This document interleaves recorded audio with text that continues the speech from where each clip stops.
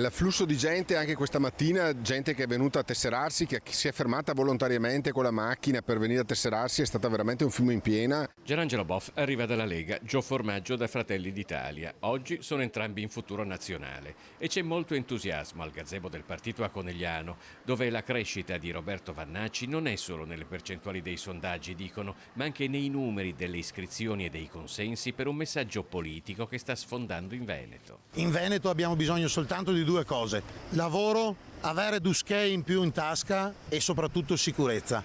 Non abbiamo bisogno di nient'altro. Quindi il 2 luglio ci sarà un incontro con gli imprenditori perché i bisogni e i problemi li si risolve ascoltando gli imprenditori. Ricordiamo che questo governo è il governo che ha fatto la normativa sulla gestione dei rifiuti più rigida d'Europa. A Lovadina di Spresiano, Vannacci incontrerà imprenditori come Alessandro Alban, titolare di un ufficio di progettazione in affari soprattutto con Canada e Stati Uniti, che andrà all'incontro del 2 luglio assieme al suo socio. Vogliamo dare sostegno e dare più soldi ai nostri ragazzi, però non possiamo farlo se per dare 100 euro al ragazzo dobbiamo tirarne fuori 250.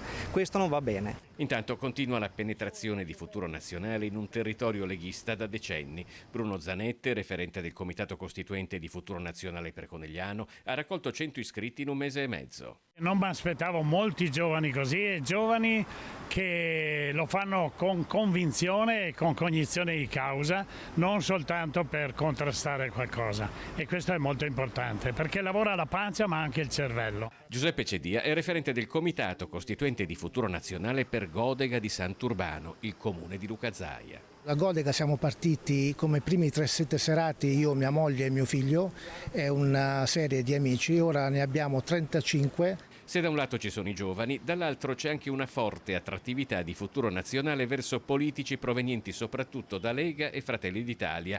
Gio Formaggio cerca di tenere la contabilità dei nuovi arrivati. Altri 2 consiglieri comunali di Vicenza, un altro di Padova. Nel veneziano abbiamo avuto belle soddisfazioni e ci saranno altri ingressi. Treviso è la stessa cosa.